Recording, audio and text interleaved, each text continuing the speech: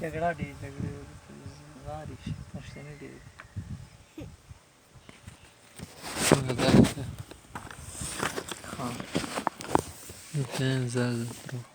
سفيان بن عيينة. بسم الله الرحمن الرحيم.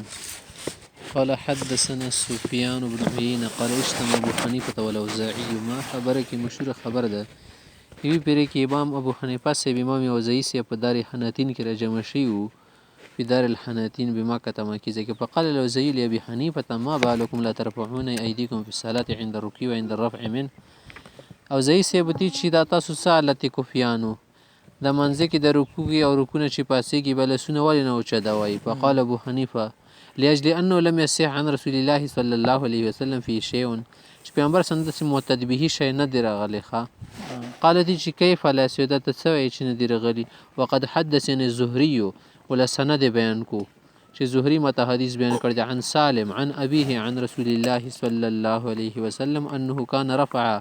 يرفع يديه اذا افتتح الصلاه وعند الركوع وعند الرفع منه. فقال له ابو حنيفه امام ابو حنيفه سيټی ته سره دا سند ماته ګوره لګ.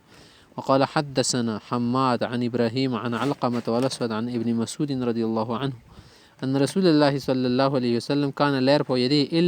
الا عند افتتاح الصلاه ولا يعود لشيء من ذلك بل شكينا کولو. فقال الوزي اوزي سبدي ذات السكه وحدثك عن الزهري عن سالم من النبي تدا حديث بينه مدي ترجیز ورکوم حدیث سند چې دلته زما ول علوي سند دي کنه رجال پکې ډېر اعلی دي. وتقول تر تختي چې دا حدثني حماد بن ابراهيم. فقال له ابو حنيفه امام سيبتي چې خبر د سیدا چې کان حماد افقه من الزهري ته د خبرې کوي کنه حماد څخه د زهري نه زیات فقيه هو. وكان ابراهيم افقه من سالم وعلقمه ليس بدون ابن عمر في الفقه وان كانت لابن عمر صحبه. او الکما خد ابن عمر نه کم نو خودم خبره ده چې ابن عمر صحابي او دا صحابي نه دا فرق دی پکې. وله فضل الصحبه فالاسود له فضل كثير او صفات پسونه هما کو مخته. وعبد الله هو عبد الله خو به عبد الله دی. فسكت الاوزاعي سره امام اوزاعي سیب چوپ شولو. هغه ته بل کوله کې تان د شیش کې دی شي د بودی خبره ته نه متوجه چې سند ته ترجیح ډیر ورکول شي که فقاهت ډیر ورکول شي. زمونږ علما ویل دي کنه چې کوم ځای کې علوي سند راشي په چې سره په فقه سره هغه ډیر راجح دي چې نه د عام د علوي سند نه هم محدثیت نه فقیهیت زیات راجح سیده. ها وبي قال حدثنا ابو حنيفه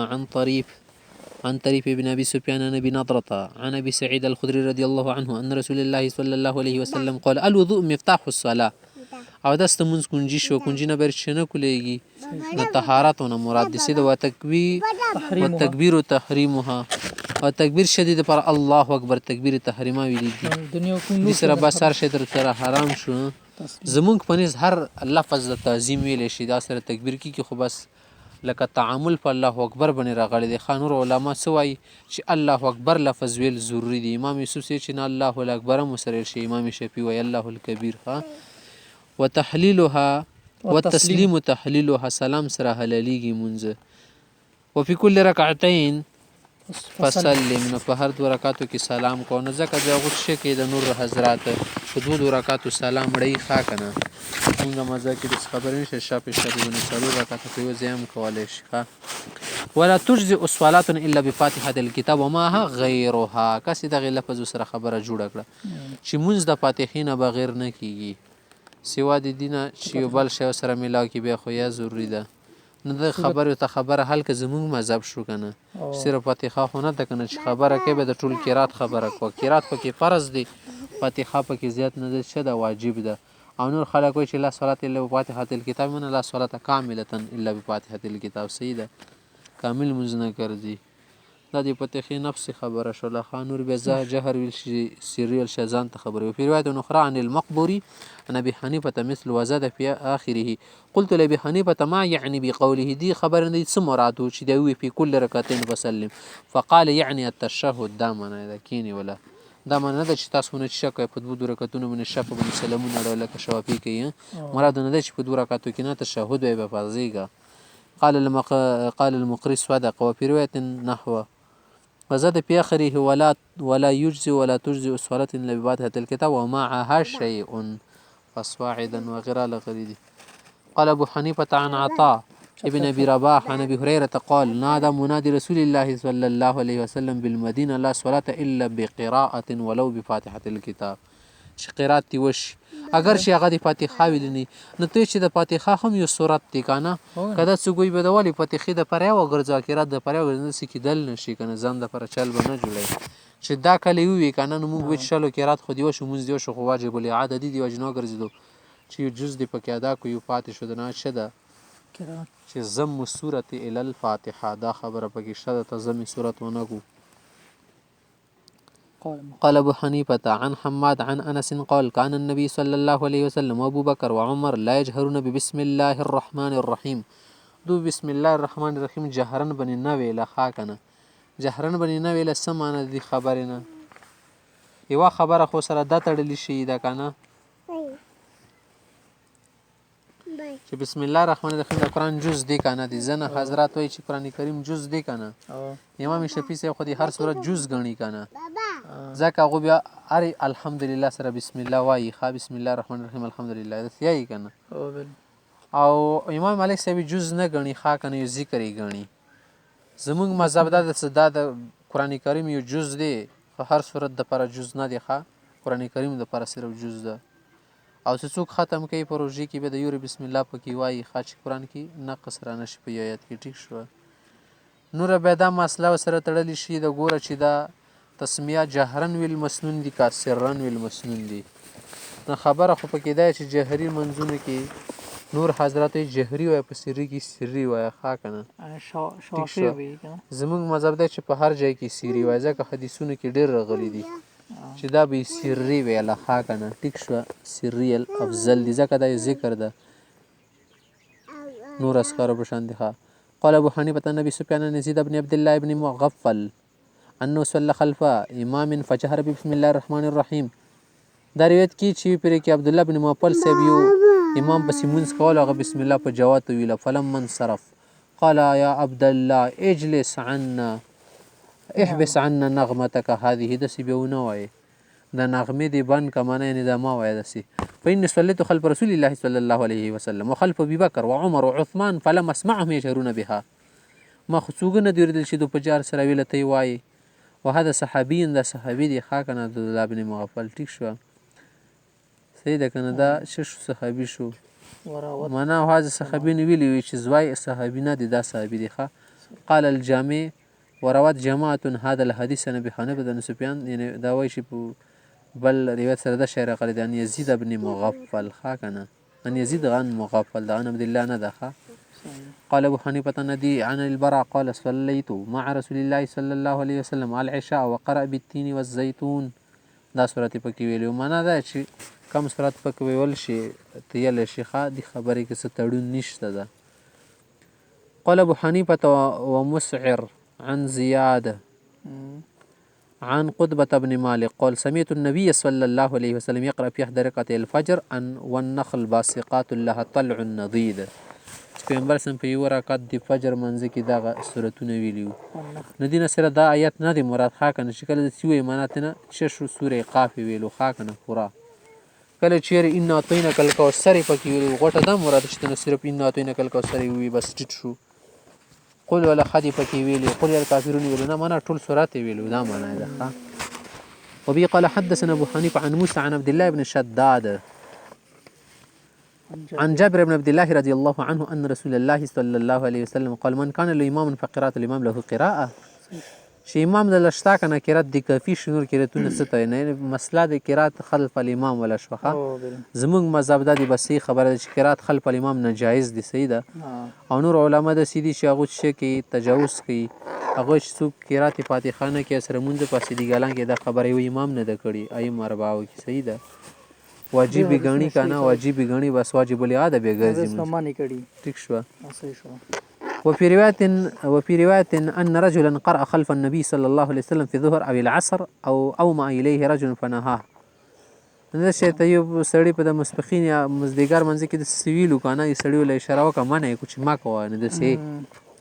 فلما انصرف قال اتنهاني ان اقرا خلف النبي صلى الله عليه وسلم د سکه امام نه کې قرات نه فتذكر ذلك د خبري کولی حتى سمع النبي صلى الله عليه وسلم پیغمبر سنت ورسید خبر وایردل فقال رسول الله صلى الله عليه وسلم من صلى خلف الامام فإن قراءة الامام له قراءة امام قراءت له کفي شو ځکه امام نماینده ده او کټول په غږیدل شي دلته مونږ 15 کسان چاته ورشو زه پکې غږیم ته غږیږي خلک وی لیوانیان راغلي دي خدای دې نماینده جوړ شو کنه بس د خدای پاک نر چې غواړي ته پکې امین وای چې یو کس غږی د نور پکې مونږ ورکې همدا خبره ده به دې خبره منی کنه منی رو دا چې صحیح ده ته پکې وای چې مونږ همدا اتفاق شو د څه طریقه چلیږي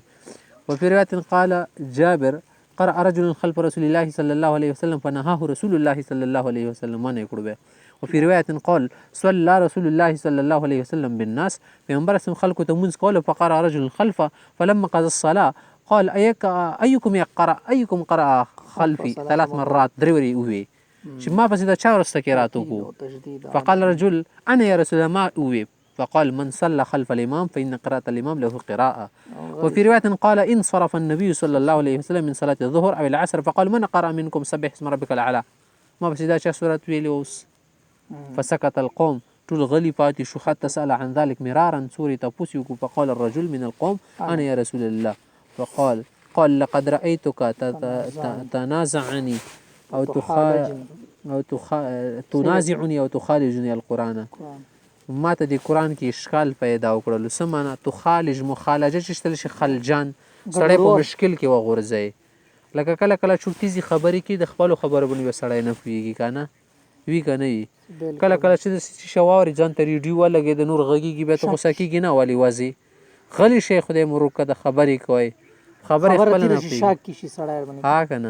په د خپل خبرو باندې نه پوهېږي کنه د سیمه مجلس نه سړی پسېږي نه ویل چې سره هم خبره کوي دلته شور ډیر دی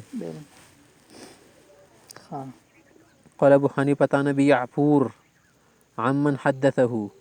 عن سعيد بن مالك دا حدیث دا چنه بن چې سعد بن ابي وقاص ولا بیان کړی دی خاص سعد بن مالک هم ویل شي قال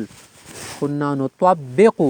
چې منګه مخ کې تطبیق کول تطبیق شتل شي چې رکوع ته لاړ شي کنه د دواړه زنګانو کې نه لسونه ورکی صحیح ده مخکې دا بیا وروسته ششلو منسوخ شولو ښه یا د پیغمبر سم خصوصیات صحیح ده یدي د پاره لکه سړی کله کله ستړی مړ شي کنه به د شته کېږي صحیح شو صحیح شو ثم امرنا بالركب بمنتي شي زنګنونه نه صحیح ده لکه د مازغه کې به لسونه ورکی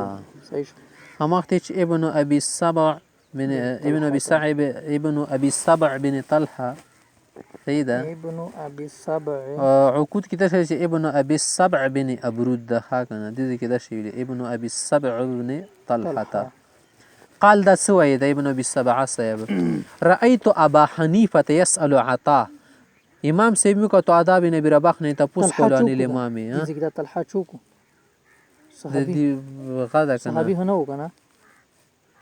نعم ابو حنيفه لیدلو د ابن ابي السبع وای بن ته تل خو ډېر مخ خبر لنه کته کنه د ابن ابي السبع وای صحیح ده دای چې امام ابو حنیفه میو کته تا نه تاسو کولو امام په باره کې چې امام الجماعه سی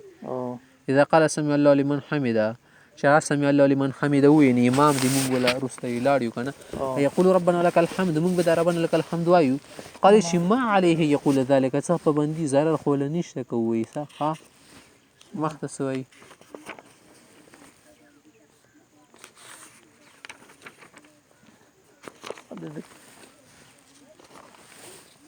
مخته خبره کوي کنه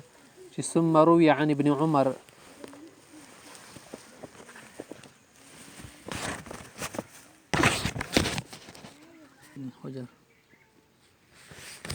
مخته خبره کوي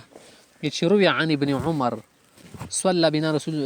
النبي صلى الله عليه وسلم فلما رفع رأسه من الركعة قال سمع الله لمن حمده فقال دي شيء فقال رجل يسري دسي دعاء وكي ربنا لك الحمد صرف نوي دسي ربنا لك الحمد حمدا كثيرا طيبا مباركا فيه دسي كلمات وي فلما انصرف النبي صلى الله عليه وسلم شكل بينبر سمتاشو يعني فارش منزنا قال من ذا المتكلم بهذه دا كلمات شوي قال 3 مرات دريوري تبوسي وكو آخر كي يسري قال رجل أنا يا نبي الله ما بيدي قال فهو الذي بعثني بالحق سمي خور لقد رأيت بزعة رأيت بضعة وثلاثين ملکا چې دېرش نه پاسه ما فرشتي وکتلې که نه یبتدرونه دې خبرې ته لګیا وي زر زر یې کول شي ایهم یکتبها لک و اولو من یرفعها چې څوک یې زر ولیکي او څوک یې پاس اسمان ته وخېږي. صحیح ده. نو دا ډېره لکه دا ښه قیمتي کلمې کلمه ده او که نه دا به یل صحیح دي که نه ویل نه یل شي که نه او یلی شي. صحیح ده. آه. ښه خبره د دې خبره ده چې یارې دواړه اوس امام ده که نه منفرد د ده شی کې صرف تسمیه وایي که صرف الحمدلله وایي که چې شبه کې ربنا لک الحمد وایي. منفرد څه ده؟ لکه بېله ځان ته ویلو هغه خو ځان ته دواړه ویل شي. صحیح ده. هغې کې څه خبره نشته. مقتدي ښه امام په باره کې اختلاف ده. امام مقتدي امام چې شوه کې د دواړه وایي که صرف سمع الله لمن حمیده وایي. صحیح ده. نه ځینې حضرات وایي چې صرف د امام سمع الله لمن حمیده وایي لکه مونږ یو. صحیح ده. نور حضرات وایي چې نه دواړه ویلی شي. هغوی چې دواړه وایي ځکه دلته حدیث کې راغلي که نه قال الامام سمع الله لمن حمیده فقول ربنا ولک الحمد دې نه استدلال کې تقسیم کوي. ښه که نه خو داسې څه خبره ورکې نشته که کوم ځای کې راغلي صرف یې الحمدلله ویل یعنې ربنا لک الحمد دا په انفراد باندې مفهوم د مونږ په نیز باندې څه د منفرد ولا خبرې دي لکه ربنا ولک سمع الله لمن حمده دواړه ربنا لک الحمد دواړه راغلي که بیا دواړه راغلي بیا جایز څه پروا نه کوي. صحیح ده. دواړه یې ټیک شو. دواړه بیا خو